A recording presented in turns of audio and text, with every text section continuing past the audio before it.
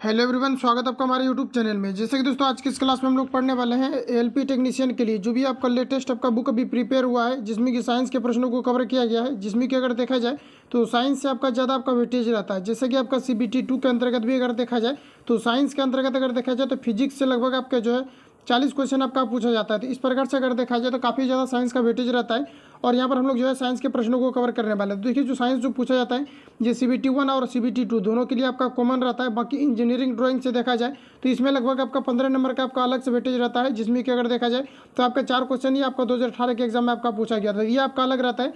General जो आपका basic science होता है इससे लगभग आपका 40 क्वेश्चन आपका पूछा जाता है। लगभग नहीं बल्कि एग्जैक्ट आपका 40 क्वेश्चन पूछा जाता है। और 20 क्वेश्चन आपका जो है CBT 1 के एग्जाम में आपका पूछा जाता है। तो यहाँ पर हम लोग जो है फिजिक्स के क्वेश्चन को कवर करने वाले हैं जो अभी आपका लेटेस्ट आपका बुक आया हुआ है और जिसमें कि प्रीवियस ईयर क्वेश्चन पेपर को भी आपको दिया गया है। तो आइए शुरू करते हैं और चीज़ों को समझते हैं। तो फर्स्ट क्वेश्चन है हमारा, पहला क्वेश्चन हमारा पूछा है कि प्रकाश के छोटे छोटे कणों से मिलकर बना होता है जिसे क्या कहते हैं, ये आपको यहाँ पर बताना है। तो यहाँ पर आपका करेक्ट आंसर हो जाएगा फोटोन। प्रकाश के छोटे छोटे कणों से जो मिलकर बना होता है इसे क्या कहा जाता है, इसे फोटोन कहा जाता है। ऑप्शन डी यहाँ पर आपका करेक्ट हो जाएगा। नेक्स्ट क्वेश्चन देखिए पूछा जा रहा है प्रकाश तरंग किस प्रकार की तरंग है, ये आपको यहाँ पर बताना है। तो बताइए यहाँ पर आपका करेक्ट आंसर क्या हो जाएगा। तो देखिए प्रकाश तरंग जो है एक प्रकार का क्या एक प्रकार का अनुप्रस्थ तरंग है। क्योंकि प्रकाश जो जैसे ही वहाँ से प्रकाश निकलती है तो ये क्या होता है कि वायुमंडल में उपस्थित कई सारे कण पाए जाते हैं जिसमें ये क्या होता है कि अलग अलग सतह पर रिफ्लेक्ट करता है और इस प्रकार से कुछ आपका बनता है। तो इस प्रकार से जो भी दोलन करता है ये आपका जो है ये आपका अनुप्रस्थ तरंग के अंतर्गत आता है। और जबकि अगर देखा जाए तो जैसे कि ध्वनि आपका हो गया तो ध्वनि सब क्या होता है तो ये आपका अनुदैर्ध्य तरंग के अंतर्गत आता है। तो यहाँ पर अगर देखा जाए करेक्ट आंसर तो यहाँ पर आपका ऑप्शन यहाँ पर आपका जो है करेक्ट हो जाएगा। अगला क्वेश्चन देखिए नेक्स्ट हमारा पूछा जा रहा है। अगला क्वेश्चन में यहाँ पर आपको कहा जा रहा है कि प्रकाश का तरंग सिद्धांत किसके द्वारा प्रतिपादित किया गया था, ये आपको यहाँ पर बताना है। तो सारा क्वेश्चन आपका रेलवे के अंतर्गत आपका पूछा गया है। तो यहाँ पर आपको बताना है कि प्रकाश तरंग किसके द्वारा ये प्रतिपादित किया गया था, ये आपको यहाँ पर बताना है। तो यहाँ पर जो आपका करेक्ट आंसर हो जाएगा ये किसके द्वारा किया गया था, यहाँ पर आपको बताना है। सभी क्वेश्चन में आपको जो है क्वेश्चन को अटेम्प्ट लेने का भी प्रयास करना है क्योंकि यहाँ से क्वेश्चन आपका ज़्यादातर आपका पूछा जाता है और प्रीवियस ईयर में आपका पूछा भी गया है। और देखा जाए तो रेलवे का कोई भी अगर एग्जाम आपका कंडक्ट होता है तो साइंस का आपका ज़्यादा वेटेज रहता है। और साइंस में अगर देखा जाए तो बायोलॉजी और साथ ही आपका देखा जाए तो आपका फिजिक्स से आपका ज़्यादा वेटेज रहता है। तो इसको अच्छे से आपको कवर करना है। तो यहाँ पर जो आपका करेक्ट आंसर हो जाएगा बताइए 3 नंबर का क्या यहाँ पर आपका करेक्ट आंसर हो जाएगा। तो ये आपका यहाँ पर हाइगेंस हो जाएगा। हाइगेंस के द्वारा जो है प्रकाश तरंग के सिद्धांत को प्रतिपादित किया गया था। अगला क्वेश्चन हमारा नेक्स्ट यहाँ पर आपको देखिए पूछा जा रहा है निम्नलिखित में से किस घटना के आधार पर प्रकाश तरंगों के अनुप्रस्थ होने की पुष्टि करता है, ये आपको यहाँ पर पूछा जा रहा है। तो देखिए अनुप्रस्थ होने का पुष्टि कौन करता है ये आपको यहाँ पर पूछा रहा है। खुद आपका जो कॉन्सेप्ट आपको ऑलरेडी आपको पता होना चाहिए तभी आपको अच्छे तरीके से समझ में आएगा। ऐसा नहीं कि मैं यहाँ पर सारा कुछ आपको डिटेल में जो है कॉन्सेप्ट हर एक क्वेश्चन में अगर मैं रिवील करूँगा तो काफ़ी ज़्यादा वीडियो लंबा हो जाएगा। तो यहाँ पर देखिए पूछा जा रहा है जैसे कि आपको पता है कि इस प्रकार से अगर कोई तरंग अगर दोलन करता है, जैसे अगर नदी में अगर लहर को अगर देखा जाए तो इस प्रकार से दोलन करता है, ये आपके अनुप्रस्थ के अंतर्गत आ जाता है। जबकि अगर बात किया जाए कि किसी प्रकार का परमाणु हमला अगर किया जाता है नदी के अंतर्गत तो वहाँ पर जो तरंग जो लहरें उठती है ये आपके अनुदैर्ध्य तरंग के अंतर्गत आता है। तो इतने कॉन्सेप्ट आपको यहाँ से याद रखना है, बस यहीं से आपका क्वेश्चन जितना भी आपका पूछेगा सर आपका सॉल्व हो जाएगा। तो यहाँ पर आपको देखिए पूछा क्या जा रहा है, यहाँ पर आपको कहा जा रहा है कि निम्नलिखित में से किस घटना के आधार पर प्रकाश तरंगों के अनुप्रस्थ होने की पुष्टि करता है, ये आपको यहाँ पर बताना है। तो यहाँ पर आपको बताना है करेक्ट आंसर आपका यहाँ पर क्या हो जाएगा। तो यहाँ पर आपका हो जाएगा ध्रुवन के कारण से, ध्रुवीकरण के कारण से प्रकाश के जो है अनुप्रस्थ तरंग होने की घटना को जो है ये रिप्रेजेंट किया जाता है। ऑप्शन यहाँ पर आपका सी करेक्ट हो जाएगा। अगला क्वेश्चन देखिए नेक्स्ट में यहाँ पर आपको बताना है प्रकाश एक प्रकार की विद्युत चुम्बकीय तरंग है, यह सर्वप्रथम किसने बताया था, ये आपको यहाँ पर पूछा जा रहा है। काफ़ी इंपॉर्टेंट क्वेश्चन है जो कि बराबर आपका रिपीट किया गया है और क्वेश्चन को बिल्कुल सिस्टमेटिक तरीके से आपको अरेंज किया गया है। तो यहाँ से अगर कवर करते हैं तो बिल्कुल भी आपके क्वेश्चन जो है नहीं छूटेंगे। तो यहाँ पर आपको बताना है कि प्रकाश एक प्रकार की विद्युत चुम्बकीय तरंग है, ये सर्वप्रथम किसने बताया था, ये आपको यहाँ पर पूछा जा रहा है। तो यहाँ पर जो आपका करेक्ट आंसर हो जाएगा ये आपका मैक्सवेल हो जाएगा। मैक्सवेल के द्वारा जो है प्रकाश के बारे में बताया गया था कि एक विद्युत चुम्बकीय जो है तरंग है। तो ऑप्शन यहाँ पर आपका जो है सी करेक्ट हो जाएगा। अगला क्वेश्चन देखिए नेक्स्ट हमारा पूछा जा रहा है। नेक्स्ट में यहाँ पर आपको बताना है कि किसने सर्वप्रथम ये दिखलाया कि प्रकाश तरंगों का विवर्तन होता है। तो ये PDF मैं आपको टेलीग्राम पर भी भेज दूंगा, तो वहाँ से जाकर आप लोग विजिट करेंगे। वीडियो के डिस्क्रिप्शन में लिंक डाला हुआ है, तो वहाँ से जाकर आप लोग जो है जुड़ सकते हैं। तो यहाँ पर आपको बताना है कि किसने सर्वप्रथम ये दिखलाया था कि प्रकाश तरंगों का विवर्तन होता है, ये आपको यहाँ पर पूछा जा रहा है। वहाँ पर पूछा जा रहा है। तो यहाँ पर जो आपका करेक्ट आंसर हो जाएगा यहाँ पर आपको हो जाएगा गेरी-वाल्टी के द्वारा दिखलाया गया था। अगला क्वेश्चन हमारा 7 नंबर में बताना है कि प्रकाश विद्युत प्रभाव का प्रतिपादन किसने किया था, ये आपको यहाँ पर पूछा जा रहा है। तो यहाँ पर आपको बताना है करेक्ट आंसर क्या हो जाएगा। तो प्रकाश विद्युत प्रभाव का जो सर्वप्रथम जो प्रतिपादन किया गया था ये किसके द्वारा किया गया था, तो ये आपका जो आइंस्टीन के द्वारा किया गया था। इन्हीं के द्वारा फार्मूला दिया गया था E बराबर जो है MC² जो दिया गया था ये आइंस्टीन के द्वारा दिया गया था। तो पूछा भी जाता है कि ई बराबर एम सी स्क्वायर जो फॉर्मूला दिया गया था किसके द्वारा दिया गया था। अभी जो आपका लेटेस्ट आपका ग्रुप डी का आपका एग्जाम एंड हुआ था इसमें भी ये आपका क्वेश्चन आपका रिपीट था। आपने देखा भी अगर ग्रुप डी में आप अटेम्प्ट लिए थे तो या फिर प्रीवियस क्वेश्चन पेपर को आपने सॉल्व किया हुआ है तो ये क्वेश्चन आपको वहाँ पर मिला होगा। तो यहाँ पर जो आपका करेक्ट आंसर हो जाएगा ये आपका यहाँ पर आइंस्टीन हो जाएगा। अगला क्वेश्चन देखिए नेक्स्ट यहाँ पर आपको पूछा जा रहा है कि निम्नलिखित में से कौन सी घटना प्रकाश और ध्वनि दोनों में घटित नहीं होती है, ये आपको यहाँ पर पूछा जा रहा है। तो यहाँ पर जो आपका करेक्ट आंसर हो जाएगा कि प्रकाश और दोनों में कौन सी घटना है जो घटित नहीं हो सकती है, ये आपको यहाँ पर पूछा जा रहा है। तो ये आपको यहाँ पर ध्रुवन हो जाएगा। ध्रुवन जो होता है ये केवल जो है प्रकाश में घटित होता है, यानी कहने का मतलब है कि अनुप्रस्थ तरंग में आपका घटित होता है। तो यहाँ पर आपका करेक्ट आंसर ऑप्शन बी यहाँ पर आपका राइट हो जाएगा। अगला क्वेश्चन देखिए नेक्स्ट यहाँ पर आपको पूछा जा रहा है कि प्रकाश चिकने पृष्ठ से टकराकर वापस लौटने की घटना को क्या कहा जाता है, ये आपको यहाँ पर बताना है। तो यहाँ पर आपका हो जाएगा प्रकाश का परावर्तन कहा जाता है। ऑप्शन यहाँ पर आपका बी करेक्ट हो जाएगा। प्रकाश को इसलिए स्पेशली कवर कर रहे हैं क्योंकि यहाँ से क्वेश्चन आपका ज़्यादातर आपका पूछा गया। और इस बुक का खासियत ये है कि इसमें जितनी भी तरह से क्वेश्चन आपका पूछा गया है चैप्टर वाइज करके यहाँ पर आपको कवर किया गया है और बिल्कुल अच्छे तरीका से सिस्टमेटिक तरीका से। तो बिल्कुल यहाँ से आपका कवर हो जाएगा, तो एक भी क्वेश्चन आपका नहीं छूटेगा साइंस से रिलेटेड। तो अगला क्वेश्चन देखिए नेक्स्ट यहाँ पर आपको पूछा जा रहा है प्रकाश में ध्रुवन की घटना से यह सिद्ध होता है कि प्रकाश तरंगे किस प्रकार की तरंगे हैं, ये आपको यहाँ पर पूछा जा रहा है। तो ये आपका अनुप्रस्थ तरंग है, ये भी आपका तुरंत रिपीट हुआ है। तो ऑप्शन यहाँ पर आपका सी करेक्ट हो जाएगा। अगला क्वेश्चन देखिए नेक्स्ट यहाँ पर आपको पूछा जा रहा है प्रकाश का वेग सर्वप्रथम किसने ज्ञात किया था। तो याद रखना कि प्रकाश का वेग जो है सर्वप्रथम ये रोमर के द्वारा ज्ञात किया गया था और इन्हें नोबेल पुरस्कार से सम्मानित भी किया गया था। तो ऑप्शन यहाँ पर आपका सी करेक्ट हो जाएगा। अगला क्वेश्चन देखिए हमारा नेक्स्ट यहाँ पर आपको पूछा जा रहा है प्रकाश का वेग अधिकतम होता है। तो ये देखिए यहाँ पर आपको बताना है कि प्रकाश का वेग जो है अधिकतम कहाँ पर होता है, ये आपको यहाँ पर पूछा जा रहा है। तो प्रकाश का वेग का पूछा जा रहा है तो यहाँ पर आपका हो जाएगा निर्वात में। निर्वात देखिए किस में दिया हुआ है, तो ऑप्शन यहाँ पर आपको बी पर दिया गया है। Correct answer option number B right हो जाएगा। और निर्वात में पूछा जाता है कि प्रकाश की चाल कितना होता है, 3 × 10⁸ मीटर पर सेकेंड होता है, ये आपको याद रखना है। और ध्वनि से चाल से रिलेटेड अगर पूछा जाता है कि ध्वनि का चाल सबसे अधिकतम कहाँ पर होता है, तो ये आपके ठोस में होते हैं। तो जनरली ये सब क्वेश्चन आपका जो है पूछा जाता है, तो आपको ध्यान में रखना है। अगला क्वेश्चन देखिए नेक्स्ट पूछा जा रहा है कि जल, कांच व हीरे में प्रकाश की चाल निम्न क्रम में होती है। तो सबसे अधिकतम अगर देखा जाए प्रकाश की चाल किस में होता है, तो प्रकाश की चाल अगर सबसे अधिकतम की अगर बात किया जाए तो यहाँ पर आपका करेक्ट आंसर हो जाएगा सबसे अगर कम पहले देखा जाए तो आपका जो है जल में होता है। और सॉरी सबसे अधिक अगर देखा जाए तो ये आपका किस में हो जाएगा, तो ये आपका जल में हो जाएगा। बाकी बात आपका कांच में हो जाएगा। उसके बाद अगर देखा जाए तो हीरे में आपका हो जाएगा। तो यहाँ पर आपको बताना करेक्ट आंसर आपका यहाँ पर क्या हो जाएगा। तो यहाँ पर आपका हो जाएगा ऑप्शन यहाँ पर आपका जो है बी करेक्ट हो जाएगा। क्योंकि यहाँ पर आपको पूछा किया जा रहा है कि जल, कांच व हीरे में प्रकाश की चाल निम्न क्रम में होती है। तो निम्न क्रम में तो सबसे कम किस में होता है, तो ये आपका जल में होता है। उसके बाद सबसे कम किस में होता है, तो ये आपके कांच में। और सबसे अगर देखा जाए कम तो किस में होता है, यहाँ पर आपका हीरा में होता है। तो ऑप्शन यहाँ पर आपका जो है बी करेक्ट हो जाएगा। अगला क्वेश्चन देखिए नेक्स्ट हमारा पूछा जा रहा है चंद्रमा से पृथ्वी तक जाने में प्रकाश को लगभग कितना समय लगता है, ये आपको यहाँ पर पूछा जा रहा है। यहाँ पर देखिए आपको डाउट क्रिएट हुआ होगा, जैसा कि यहाँ पर आपको पूछा जा रहा है कि प्रकाश का जो निम्नतम जो क्रम है ये किस में होता है, ये आपको यहाँ पर पूछा जा रहा है। तो देखिए प्रकाश का जो निम्नतम क्रम है ये आपका हीरा में, हीरा का अपवर्तनांक अधिक होता है, इसलिए प्रकाश वहाँ पर जो है रिफ्लेक्ट ज़्यादा कर जाता है। तो आपको ध्यान में रखना है कि सबसे अधिकतम आपका जल, उसके बाद कांच हो जाएगा, उसके बाद यहाँ पर आपका क्या हो जाएगा, तो हीरा हो जाएगा। तो सबसे देखिए यहाँ पर आपका कम निम्नतम के बारे में पूछा जा रहा है, तो सबसे कम किस में हो जाएगा, तो आपका जल में। देखिए यहाँ पर आपका कन्फ्यूजन ज़्यादा क्रिएट हो गया। तो यहाँ पर फिर से इसको समझिए कि जल व कांच और हीरे में यहाँ पर आपको बताना कि प्रकाश का चाल जो निम्नतम किस में होता है, तो सबसे कम आपका जल में होता है। इसके बाद इससे अगर देखा जाए तो इससे अधिक आपका किस में होता है, कांच में प्रकाश का चाल होता है। और इससे भी ज़्यादा किस में होता है, तो ये आपका हीरा में होता है, क्योंकि हीरा का अपवर्तनांक जो होता है ये काफ़ी अधिक होता है। तो ध्यान में रखना कि प्रकाश का चाल अगर अधिकतम के बारे में अगर पूछा जाता है तो सबसे अधिक आपका हीरा हो जाएगा, उससे कम आपका कांच हो जाएगा, और इससे कम अगर देखा जाए तो यहाँ पर आपका जल हो जाएगा। तो इस प्रकार से करेक्ट आंसर ऑप्शन बी यहाँ पर आपका राइट हो जाएगा। अगला क्वेश्चन देखिए नेक्स्ट पूछा रहे चंद्रमा से पृथ्वी तक आने में प्रकाश को लगभग कितना समय लगता है, ये आपको यहाँ पर बताना है। तो यहाँ पर जो आपका करेक्ट आंसर हो जाएगा ये आपका हो जाएगा 1.3 सेकंड, या लगभग अगर देखा जाए तो 1.28 सेकंड के करीब आपका लगता है। तो ये दोनों ऑप्शन कहीं कहीं पर आपको दिया रहता है। जनरली देखा गया है कि 1.28 सेकंड आपका दिया रहता है। तो ऑप्शन यहाँ पर आपका जो है सी करेक्ट हो जाएगा। अगला क्वेश्चन देखिए नेक्स्ट में पूछा जा रहा है, अगला में यहाँ पर आपको बताना है कि सूर्य के प्रकाश को धरती की सतह पर पहुंचने में लगभग कितना समय लगता है, ये आपको यहाँ पर पूछा जा रहा है। तो यहाँ पर आपको सूर्य के प्रकाश के बारे में पूछा जा रहा है। तो यहाँ पर आपको बताना आपका करेक्ट आंसर क्या हो जाएगा। तो सूर्य के प्रकाश के बारे में पूछा जा रहा है, तो यहाँ पर जो आपका करेक्ट आंसर हो जाएगा ये आपका लगभग 8 सेकंड होता है, और सॉरी आपका 8 मिनट होता है। कहीं कहीं पर आपको जो 8 पॉइंट आपका जो 16 यानी 8 मिनट आपको 16 सेकंड भी दिया रहता है, और कहीं कहीं पर आपको 18 सेकंड भी आपको दिया रहता है। तो आपको ध्यान में रखना इसी के करीब आपको दिया रहता है, लेकिन 8 आपको एग्जैक्ट आपको दिया रहेगा। तो यहाँ पर आपका करेक्ट आंसर ऑप्शन यहाँ पर आपका सी करेक्ट हो जाएगा। अगला क्वेश्चन देखिए नेक्स्ट में यहाँ पर आपको बताना है कि प्रकाश की गति कितनी होती है, ये आपको यहाँ पर पूछा रहता है। तो 3 × 10⁻8 मीटर पर सेकेंड होता है, जिसको मैंने आपको रिवील करके भी अभी दिखाया हुआ है। तो यहाँ पर आपका correct answer option number C यहाँ पर आपका राइट हो जाएगा।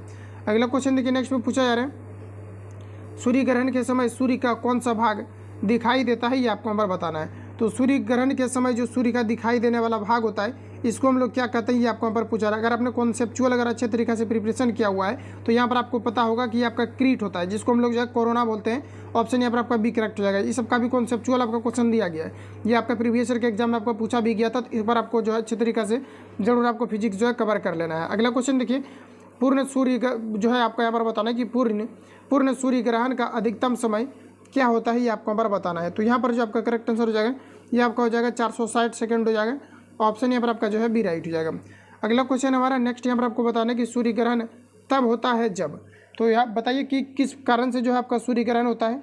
तो यहाँ पर जो आपका करेक्ट आंसर हो जाएगा सूर्य ग्रहण जो है किस कारण से होता है, तो यहाँ पर आपका हो जाएगा कि चंद्रमा जो है ये बीच में हो। तो सूर्य ग्रहण कब होता है, जब पृथ्वी और जो है सूर्य के बीच में जब चंद्रमा आ जाता है तो ये आपका सूर्य ग्रहण का रूप लेता है। तो ऑप्शन यहाँ पर आपका जो है ए राइट हो जाएगा। अगला क्वेश्चन हमारा कि चंद्र ग्रहण घटित होता है।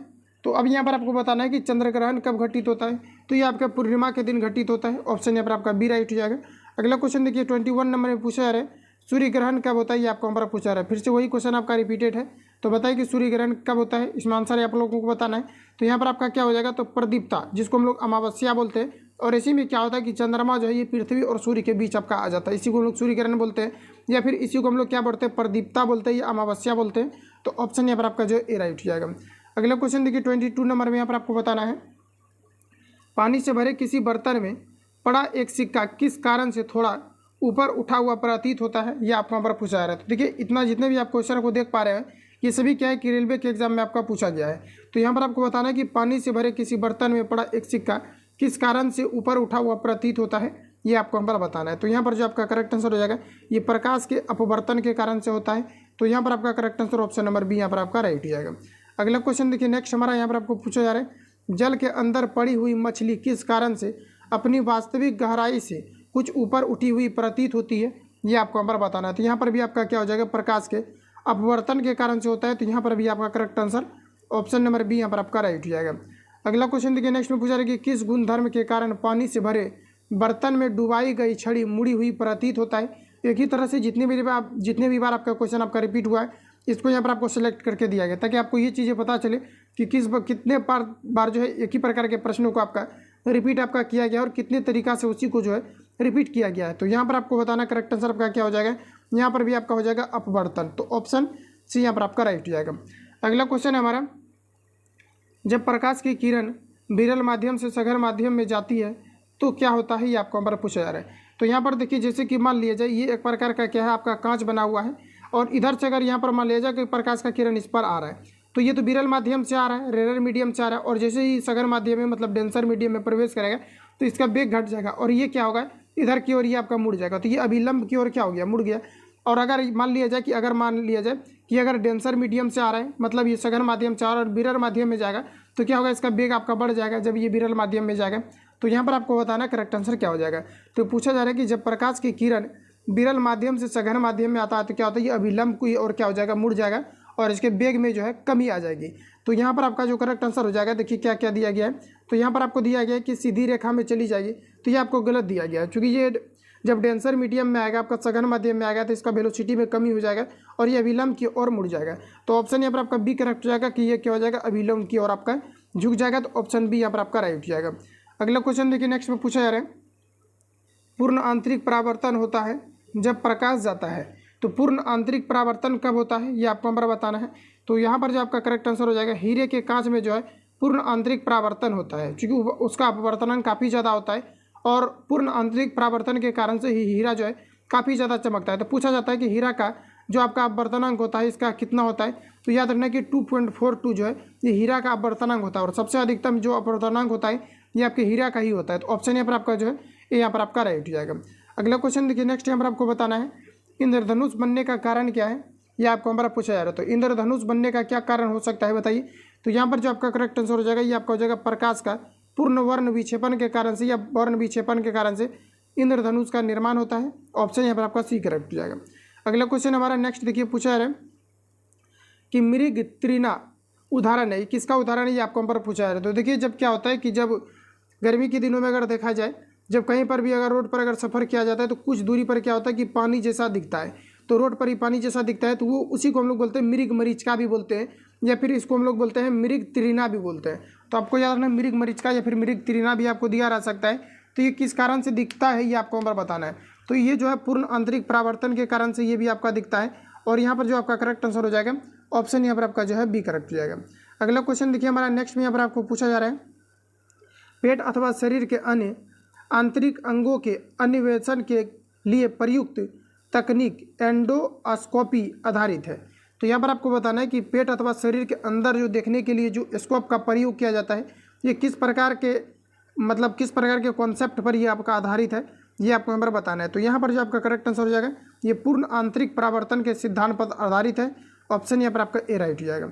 अगला क्वेश्चन हमारा नेक्स्ट पूछा रहा है कि प्रकाशिक तंतु में किस सिद्धांत का उपयोग किया जाता है, ये आपको यहाँ पर बताना है। तो प्रकाशिक तंतु में जो प्रयोग किया जाता है किस सिद्धांत का, तो ऑप्शन को फटाफट आपको देखना है, क्योंकि इसमें आंसर आपको दिया गया नहीं है। तो आंसर आपको जो है यहाँ पर आपको जो है थिंकिंग करना है कि क्या आपका होगा, तभी आपका कॉन्फिडेंस लेवल भी इंक्रीज होगा। तो यहाँ पर आपका करेक्ट आंसर हो जाएगा पूर्ण आंतरिक परावर्तन, ऑप्शन डी राइट हो जाएगा। प्रकाशिक तंतु जिसको हम लोग ऑप्टिकल फाइबर बोलते हैं, ये किस सिद्धांत पर कार्य करता है, तो पूर्ण आंतरिक परावर्तन के सिद्धांत पर काम करता है। ऑप्शन डी यहाँ पर आपका राइट हो जाएगा। अगला क्वेश्चन देखिए पूछा रहे कि सूर्य से प्रकाश का आंतरिक परावर्तन हो सकता है यदि प्रकाश, तो बताइए कि सूर्य से प्रकाश का आंतरिक परावर्तन हो सकता है यदि प्रकाश डैश हो, तो बताइए कि पूर्ण आंतरिक परिवर्तन जो है ये किस कंडीशन में आपका हो सकता है। तो ये जो है आपका हो सकता है, कैसे होगा, तो कांच से जब ये वायु में प्रवेश करता है तब यहाँ पर क्या होता है कि पूर्ण आंतरिक परावर्तन होता है। तो यहाँ पर आपको डायरेक्ट याद रखना है कि प्रकाश की किरण अगर कांच से अगर वायु में प्रवेश कर रही है तो यहाँ पर आपका पूर्ण आंतरिक परावर्तन होगा, टोटल इंटरनल रिफ्लेक्शन का घटना होगा। तो ऑप्शन यहाँ पर आपका सी करेक्ट हो जाएगा। अगला क्वेश्चन देखिए पूछा जा रहा है, चटका हुआ कांच चटकीला प्रतीत होता है, ये किस कारण से होता है बताइए। तो यहाँ पर जो आपका करेक्ट आंसर हो जाएगा ये आपका हो जाएगा पूर्ण आंतरिक परावर्तन के कारण से ऐसा प्रतीत होता है। अगला क्वेश्चन हमारा कि इंद्रधनुष कितने रंग दिखाता है, ये आपको यहाँ पर पूछा जा रहा है। तो सूर्य प्रकाश में अगर देखा जाए तो अब ये भी 7 रंग पाए जाते हैं, जिसमें से कि आपका जो है विप जी और या फिर बे जी नी आ पी आ नाला, इस तरह से इसका ट्रिक होता है, तो आपको याद रखना है। तो यहाँ पर जो आपका करेक्ट आंसर हो जाएगा क्या हो जाएगा, तो इंद्रधनुष में कितने रंग दिखता है ये आपको यहाँ पर पूछा रहा है। तो यहाँ पर देखिए अगर आप इसमें 7 लगाते हैं तो यहाँ पर आपका गलत हो जाएगा। अगर आप इसमें अगर देखें तो इसमें क्या होता है कि आपको जैसे कि आपको पता होना चाहिए कि इसमें अगर मान लीजिए यहाँ पर आपका ब्लू है और यहाँ पर आपका रेड कलर है, ठीक है, और अगर आप पिरामिड अगर अच्छे तरीके से पढ़ें तो यहाँ पर क्या होता है कि ब्लू या फिर रेड मिल जाता है, तो एक दूसरे कलर का ही निर्माण हो जाता है। तो इस प्रकार से इसमें 7 कलर तो आपका होता है, लेकिन इसमें क्या होता है कि इसका कुछ कलर और इसका कुछ कलर जब आपस में इंद्रधनुष बनता है तो 2 कलर आपस में क्या होता है कि बीच में एकदम एग्जैक्ट जो है मिल जाता है, और वहाँ पर एक अलग कलर जो है वहाँ पर दिखाई पड़ता है। तो इस प्रकार से अगर देखा जाए तो आप यहाँ पर 7 नहीं लगा सकते, यहाँ पर आपका कितना लगाना पड़ जाएगा, आपको यहाँ पर आपको लगाना पड़ जाएगा 12 कलर दिखाई पड़ते हैं। तो ऑप्शन यहाँ पर आपका जो है सी करेक्ट हो जाएगा। अगला क्वेश्चन देख लीजिए, नेक्स्ट पूछा जा रहा है इंद्रधनुष में कितने रंग दिखाई देते हैं, तो यहाँ पर आपका 12 हो गया। अगला क्वेश्चन हमारा कि प्रकाश का रंग नीला प्रतीत होता है, किस कारण से प्रतीत होता है ये आपको यहाँ पर बताना है। तो यहाँ पर आपका हो जाएगा प्रकाश के परिकिरणन के कारण से, और सबसे ज़्यादा जो वर्ण विक्षेपण होता है ये किस रंग का होता है, तो ये आपका जो है नीला कलर का ही होता है। इस वजह से क्या है कि नीला कलर का अधिक विवर्तन होने के कारण से प्रकाश जो है आपके आसमान क्या होता है नीला प्रतीत होता है। तो यहाँ पर आपका ऑप्शन सी यहाँ पर आपका राइट हो जाएगा। अगला क्वेश्चन हमारा नेक्स्ट देखिए पूछा रहा है कि वायुमंडल में प्रकाश के विसरण का कारण क्या है, ये आपको यहाँ पर बताना है। तो बताइए यहाँ पर आपका करेक्ट आंसर क्या हो जाएगा। तो यहाँ पर जो आपका करेक्ट आंसर हो जाएगा धूल कण। धूल कण के कारण से ही क्या होता है, प्रकाश एक दूसरे के सतह पर रिफ्लेक्ट करता है। तो यहाँ पर आपका correct answer option number B यहाँ पर आपका राइट हो जाएगा। अगला क्वेश्चन देखिए नेक्स्ट हमारा है, अंतरिक्ष यात्री को बाह्य आकाश कैसा दिखाई पड़ता है, ये आपको हमारा बताना है। तो अंतरिक्ष यात्री को बाह्य आकाश कैसा दिखाई पड़ता है बताना है। तो करेक्ट आंसर इसके लिए जो यहाँ पर आपका हो जाएगा ये आपका यहाँ पर हो जाएगा काला दिखाई पड़ता है। ये क्वेश्चन आपका बहुत ज़्यादा बार रिपीट हुआ है, क्योंकि वहाँ पर आपका वायुमंडल नहीं होता, जिसके कारण से प्रकाश जो है एक दूसरे पर रिफ्लेक्ट नहीं कर पाता है। जब तक रिफ्लेक्ट नहीं करेगा तो फिर रोशनी वहाँ पर दिखाई नहीं देगा। तो ऑप्शन सी यहाँ पर आपका राइट हो जाएगा। अगला क्वेश्चन देखिए नेक्स्ट हमारा पूछा जा रहा है, उगते एवं डूबते समय सूर्य लाल प्रतीत होता है, किस कारण से प्रतीत होता है लाल, ये आपको यहाँ पर बताना है।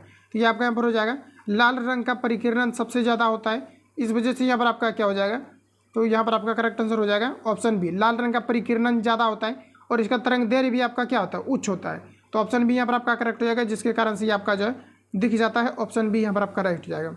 अगला क्वेश्चन देखिए, अब विक्षेपण अगर पूछेगा तो आपका ब्लू हो जाएगा, जबकि परिकिरणन पूछेगा तो आपका लाल हो जाएगा। ठीक है, तो आपको ध्यान में रखना है। नेक्स्ट क्वेश्चन हमारे कि इंद्रधनुष में किस रंग का विक्षेपण अधिक होता है। तो किस रंग का विक्षेपण अधिक होता है, तो विक्षेपित हो जाता है मतलब ये खो जाता है। तो यहाँ पर आपका जो करेक्ट आंसर हो जाएगा ये आपका हो जाएगा यहाँ पर आपका नीला। ऑप्शन यहाँ पर आपका डी करेक्ट हो जाएगा। तो इंद्रधनुष में किस रंग का विक्षेपण सबसे अधिक होता है, तो यहाँ पर आपका डी जो है यहाँ पर आपका करेक्ट हो जाएगा। अगला क्वेश्चन देखिए, आपको पूछा रहा 39 नंबर में, सूखा बालू चमकीला क्यों दिखाई देता है जबकि गीला बालू विद्युतहीन, यहाँ पर आपको दिया गया कि विद्युतहीन होता है। तो विद्युतहीन करने का मतलब वही जो आपके मलमेटा दिखता है। तो यहाँ पर आपको बताना कि सूखा बालू क्यों दिखाई देता है, मेनली आपको ये बताना है यहाँ पर आपको। तो करेक्ट आंसर जो यहाँ पर आपका हो जाएगा, इसका जो परावर्तन होता है इसका कारण है क्या है, तो इसका परावर्तन का कारण है। क्योंकि देखिए गीला बालू में क्या होता है कि रिफ्लेक्शन ऑफ लाइट की घटना नहीं हो पाती है, जबकि सूखा बालू में अगर देखा जाए तो रिफ्लेक्शन ऑफ लाइट की घटना इसलिए होता है क्योंकि वो चिकना होता है। और पानी पर देखा जाए तो जैसा कि आपको पता है कि सबसे अधिक आपका हीरा में होता है, उसके बाद आपका जो है ग्लास में होता है, उसके बाद आपका पानी में होता है। तो पानी में जो रिफ्लेक्शन ऑफ लाइट होता है ये काफ़ी ज़्यादा कम होता है, इस वजह से ऐसा प्रतीत होता है। तो ऑप्शन यहाँ पर आपका जो है बी करेक्ट हो जाएगा। अगला क्वेश्चन हमारा नेक्स्ट देखिए, पूछा रहे साबुन के पतले झाग में चमकदार रंगों का बनना किस परिघटना का परिणाम है, ये आपको यहाँ पर बताना है। तो यहाँ पर जो आपका करेक्ट आंसर हो जाएगा ये आपका हो जाएगा बहुलित परावर्तन और व्यतिकरण का घटना है। ऑप्शन ए यहाँ पर आपका राइट हो जाएगा। अगला क्वेश्चन देखिए, नेक्स्ट पूछा जा रहा है कार में दृश्यावलोकन, यानी कहने का मतलब कि दृश्यावलोकन का मतलब होता है जो पीछे देखने वाला साइड मिरर होता है, के लिए किस प्रकार के शीशे का प्रयोग किया जाता है, ये आपको यहाँ पर पूछा रहा है। तो इसमें आपको उत्तल दर्पण का प्रयोग किया जाता है। ऑप्शन यहाँ पर आपका सी करेक्ट हो जाएगा। अगला क्वेश्चन देखिए, नेक्स्ट पूछा रहे मोटर कार में पश्च दृश्य के लिए कौन सा दर्पण प्रयुक्त होता है, ये आपको यहाँ पर बताना है। तो यहाँ पर जो आपका करेक्ट आंसर हो जाएगा पश्च दर्शन के लिए कौन सा हो जाएगा, तो उत्तल हो जाएगा। पश्च मतलब होता है पीछे, तो यहाँ पर भी आपको उत्तल दर्पण यहाँ पर आपका करेक्ट आंसर हो जाएगा। अगला क्वेश्चन है हमारा कि दांत के डॉक्टर का दर्पण किस प्रकार से होता है, ये आपको यहाँ पर बताना है। तो यहाँ पर जो आपका करेक्ट आंसर हो जाएगा ये आपका यहाँ पर हो जाएगा अवतल दर्पण। अवतल दर्पण में क्या होता है कि प्रकाश एक जगह अभिसरित हो जाता है, इस वजह से अवतल दर्पण का प्रयोग किया जाता है। ज़्यादा कुछ कॉन्सेप्ट है नहीं, बिल्कुल इजी क्वेश्चन आपका पूछा गया है। ठीक है, अगला क्वेश्चन हमारा कि कार की हेडलाइट में किस दर्पण का प्रयोग किया जाता है, ये आपको यहाँ पर पूछा रहा है। तो इसमें दर्पण के बारे में पूछा रहा है, तो ये आपका अवतल दर्पण का प्रयोग किया जाता है। तो यहाँ पर आपको देखिए कहाँ पर दिया गया है अवतल दर्पण, यहाँ पर आपको देखिए किसी में भी आपको नहीं दिया गया है। तो यहाँ पर आपका करेक्ट आंसर क्या हो जाएगा, तो ये आपका परवलयाकार अवतल दर्पण हो जाएगा। ऑप्शन यहाँ पर आपका जो है सी करेक्ट हो जाएगा। अगला क्वेश्चन हमारा नेक्स्ट यहाँ पर आपको बताना है दाढ़ी बनाने के लिए काम में लेते हैं किस प्रकार के दर्पण को काम में लेते हैं, ये आपको यहाँ पर बताना है। तो यहाँ पर जो आपका करेक्ट आंसर हो जाएगा दाढ़ी बनाने के लिए किस प्रकार के दर्पण को प्रयोग में लेते हैं बताइए। तो यहाँ पर आपका करेक्ट आंसर हो जाएगा अवतल दर्पण। किसका लेते हैं, अवतल दर्पण का लेते हैं।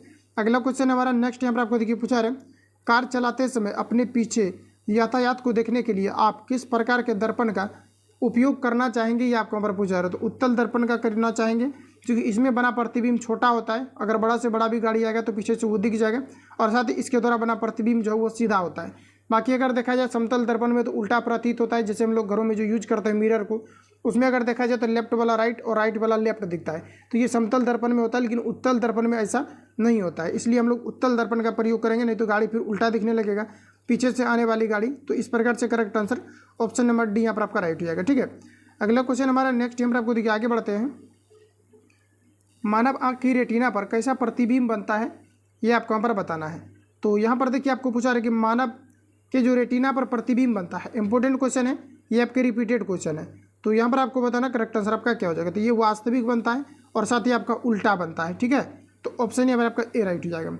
अगला क्वेश्चन हमारा कि जब कोई वस्तु दो समांतर समतल दर्पणों के बीच रखी जाती है तो बने हुए प्रतिबिंबों की संख्या कितनी हो सकती है, ये आपको यहाँ पर पूछा जा रहा है। तो ये देखिए आपका थीटा बटे 360 पर आपका डिपेंड करता है। ठीक है, अगर आपको कौन दिया हुआ रहता है कि इतना एंगल पर इसको रखा गया है, तब आप थीटा का मान ऊपर रखेंगे और नीचे आपको 360 रख करके अगर आप डिवाइड करेंगे तो इसका आंसर आपका आ जाएगा। लेकिन यहाँ पर देखिए आपको 360 आपको क्या करना है, ऊपर रखना है और थीटा आपको नीचे रखना है। ठीक है, तो अगर एंगल दिया हुआ रहता है तो एंगल की जगह पर आपको थीटा रखना है और 360 में आपको डिवाइड कर देना, इससे आपका निकल जाता है। और अगर आपका विषम आता है तो उसमें आपको एक ऐड कर लेना है, क्योंकि बनेगा तो सम बनेगा। तो यहाँ पर आपको देखिए बताना है कि यहाँ पर आपका करेक्ट आंसर यहाँ पर आपका क्या हो जाएगा। तो यहाँ पर आपको बताना करेक्ट आंसर आपका क्या हो जाएगा।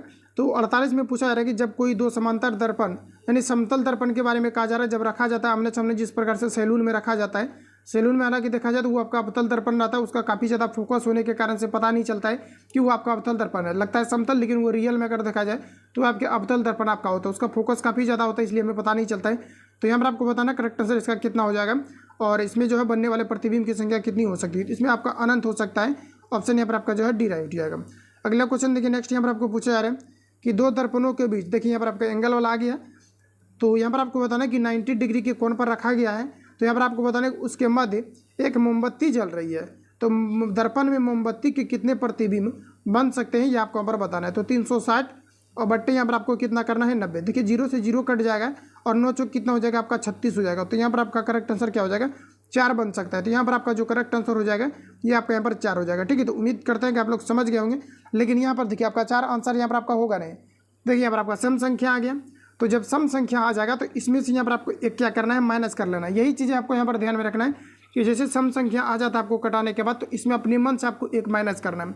तो माइनस करने के बाद आपका कितना हो जाएगा 3।